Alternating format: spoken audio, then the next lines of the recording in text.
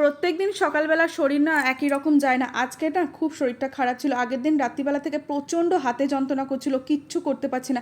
এদিকে সকালবেলা ঘুম থেকে উঠে দেখি এত বৃষ্টি হচ্ছে। ওর বাবাও উঠে পড়েছে অফিসে যাবে বলে। আমি আজকে টিফিনে বানাচ্ছিলাম চিচিঙ্গা আলুর তরকারি আর রুটি।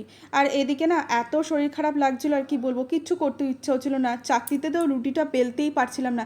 এরম সময় না মায়ের কথা বড্ড মনে পড়ে, কারণ শরীর খারাপ থাকলে মা তো সব মুখের ধারে করে দেয়, আর এখানে তো কিছু করার নেই। ও তো অফিস যাবে বলে ও রেডি হয়ে গিয়েছে, ওর টিফিনটাও গুছিয়ে দিয়েছে, ও বেরিয়ে গেছে। তারপর স্নান করে নিয়েছিলাম, এত কষ্ট হচ্ছিল না তোমাদেরকে কি বলবো। বাপের বাড়ি থাকার মজাটাই আলাদা। সংসার জীবন মেয়েদের জীবনে অনেক পরিবর্তন আনে। যাই হোক, আমি ক্রিমটা তো মেখে নিয়েছিলাম। ক্রিম না মাখলে এখন স্কিনের অবস্থা খুব খারাপ, দিনকাল যা পড়েছে। এদিকে আমি লিপ বামটা মেখে নিচ্ছিলাম। লিপ বামটা না খুব দরকার। আমি SPF 50 লিপ বাম মাখি। আর চুলটাও শুকিয়ে নিচ্ছিলাম, কারণ প্রচণ্ড চুল এরপর পড়বে, কারণ ওয়েদার যা অবস্থা।